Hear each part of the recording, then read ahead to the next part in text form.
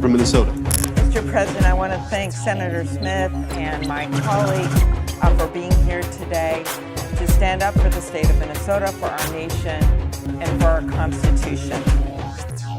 In the last year, we have too often come to the floor to discuss tragedies in our state. This summer, an assassin killed our friend Melissa Hortman, the former Speaker of the Minnesota House, and her husband Mark.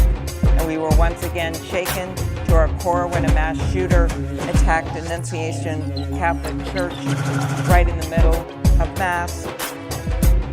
Children, their first week of school, 2 children murdered, 21 more people injured, including 18 kids.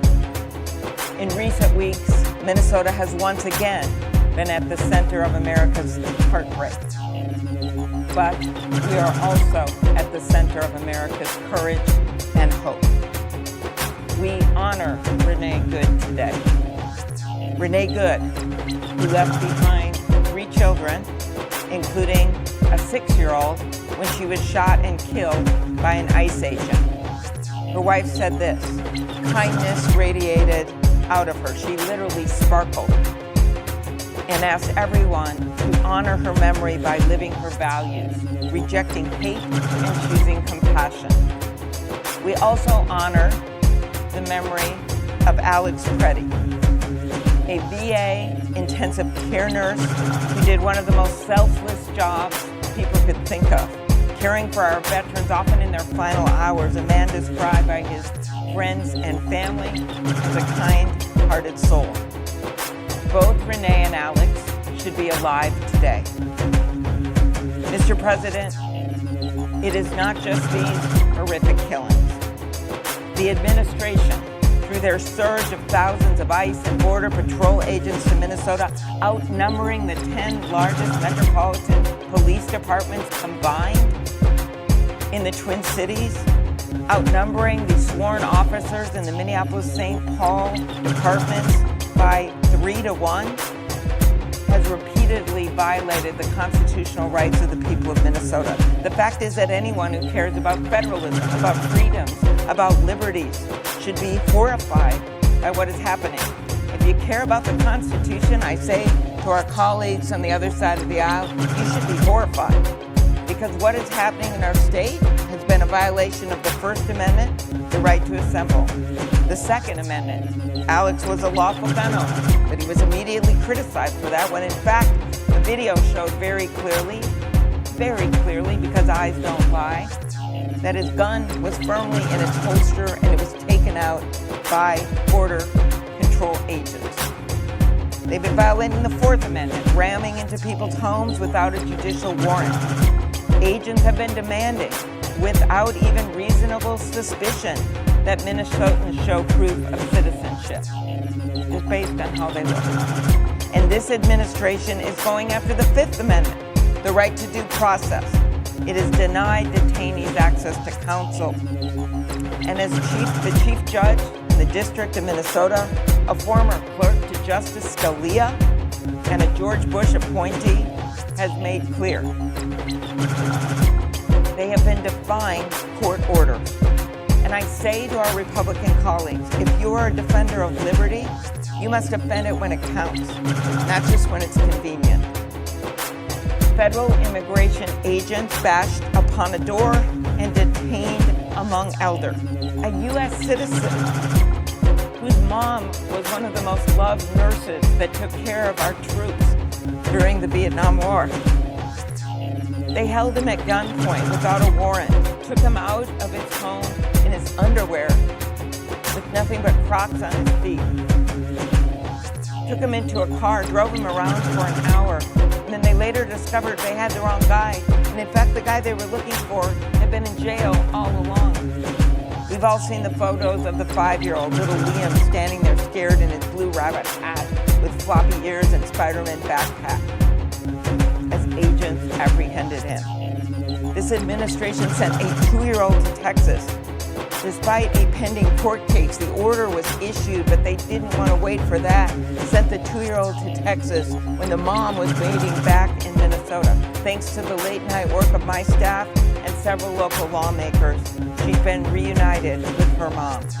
But it should never have come to this. A court case was pending, disregarded. In another instance, a U.S. citizen was forced to the ground, placed in a chokehold, and held at a detention center for hours. He offered multiple times to show his U.S. passport, but was ignored.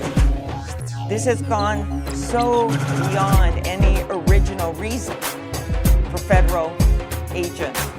It has gone well beyond the fraud investigation. That was a good reason to bring people to help. But that's not what this was. Not the 2-year-old, not the 5-year-old, not the young elder. Way beyond apprehending violent offenders. Not the 2-year-old, not the 5-year-old, not the young elder. This has turned into a Kristi Noem and Greg Bambino-driven shock and awe public spectacle meant to intimidate our state. In fact, Pam Bondi, on the same day Alex was killed, sent a letter to the governor of Minnesota saying the administration would remove these 3,000 ICE agents if Minnesota violated the privacy of its citizens by turning over their personal voter data, something Republican Secretary of States in states like Georgia have refused to do. The Justice Department has actually sued 24 states for refusing to turn over this data, including, as I mentioned, Georgia and also New Hampshire. 3 district court judges have dismissed these cases. It is clear that our state's being targeted, but they've tried to get this data in 24 states. Now they'll say, we'll bring out the ICE agents. You just give us that data. Mr. President, there are 3,000 federal officers in Minnesota, and I cannot state it more unequivocally. ICE must leave Minnesota. Law enforcement has made this clear. They can't do their jobs.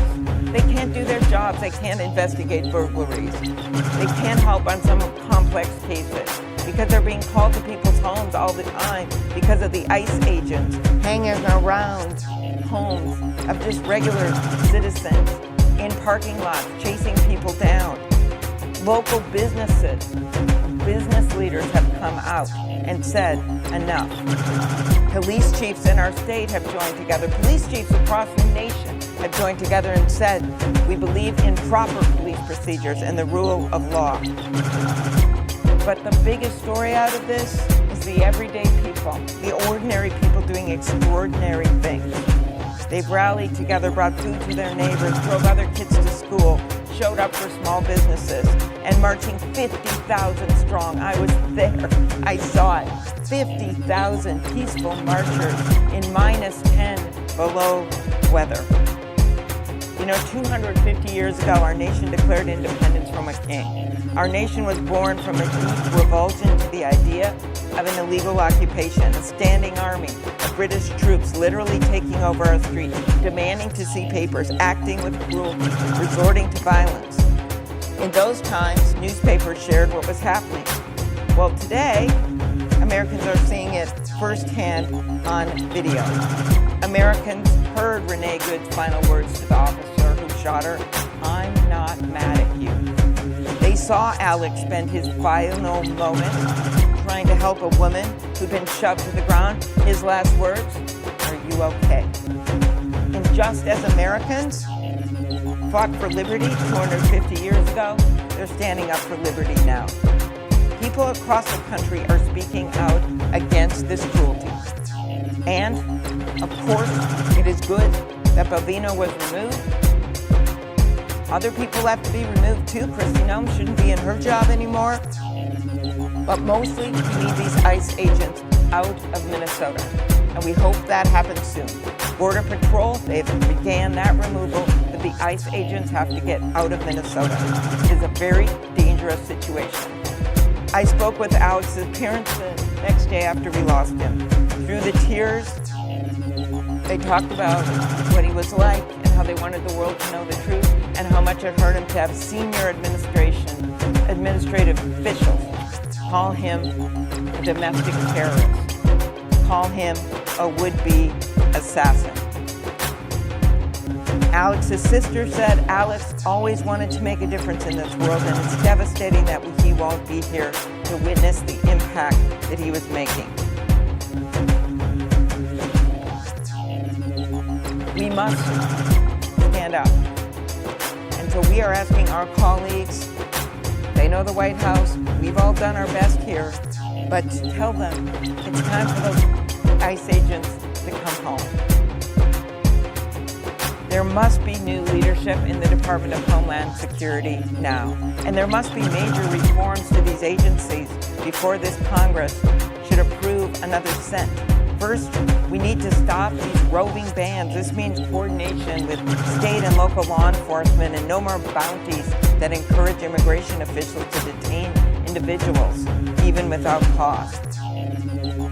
We need proper training and a code of conduct that includes transparent investigations and meaningful accountability for when agents break the law or violate the Constitution. This also means use of force policies that are the same for local police.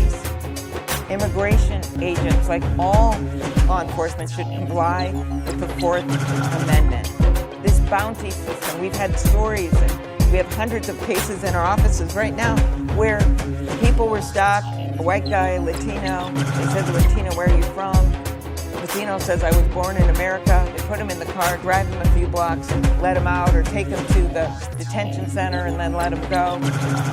Bonuses, bounties, the mask should come out, and the body camera should go on.